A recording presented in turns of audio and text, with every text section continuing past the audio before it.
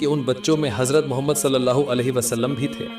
जब शाम खत्म हुई और अंधेरा छाने लगा, ठीक उसी समय एक एक करके बच्चों के पिता उस मैदान में आने लगे।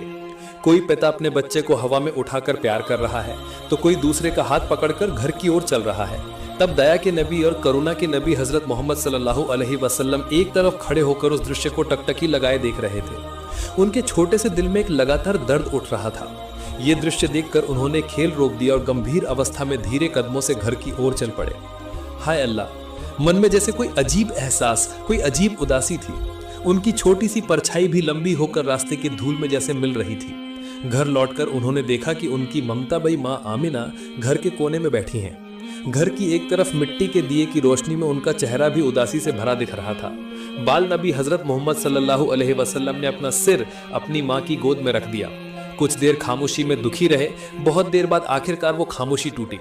छोटे नबी हजरत मोहम्मद सल्लल्लाहु अलैहि वसल्लम ने अपनी माँ से कहा, अम्मी जान, आज खेल खत्म होने पर सबके पिता आए थे।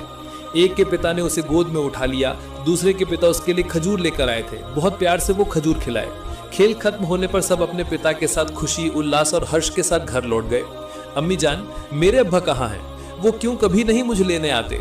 अल्लाह, हमारे प्यारे बाल नबी हजरत मोहम्मद सल्लल्लाहु अलैहि वसल्लम ने कितनी आर्द्रता और विनय के साथ दिल में दर्द लेकर ये बातें अपनी माँ से कही। तब छोटे नबी की बात सुनकर आमिना का दिल भी दर्द से कांप उठा। जो सवाल वो इतने दिनों से टाल रही थीं, आज वही सवाल उनके सामने था। उन्होंने गहरी सांस ली और मोहम्मद सल्लल्लाहु अलैहि वसल्लम के सिर पर हाथ फेरा, उन्हें प्यार से चूमा। माँ आमिना की आंखें तब तकलीफ से छलक रही थी। फिर आमिना ने बाल नबी से कहा, तुम्हारे अब्बा वो तो एक बहुत दूर के सफर पर गए हैं, ऐसी जगह गए हैं जहां से कोई वापस नहीं आता बेटा, वो अल्लाह के पास हैं। छोटे नबी हजरत मोहम्मद सल्लल्लाहु अलैहि वसल्लम ने ये बात सुनकर माँ आमिना से तब कहा, अल्लाह के पास? अच्छा अम्मी, क्या वो हमें देख पाते हैं? तब हजरत आमिना रज़ियल्लाहु ताला अन्हु ने कहा, हाँ बेटा, वो आसमान से हमें देखते हैं। तुम्हारे अब्बा देखते हैं कि उनका बेटा कितना अच्छा, कितना शांत है, वो तुम्हें बहुत प्यार करते हैं बेटा। बाल मोहम्मद सल्लल्लाहु अलैहि वसल्लम माँ की बातें समझने की कोशिश करने लगे। उन्हें लगा कि उनके पिता शायद आसमान के किसी तारे की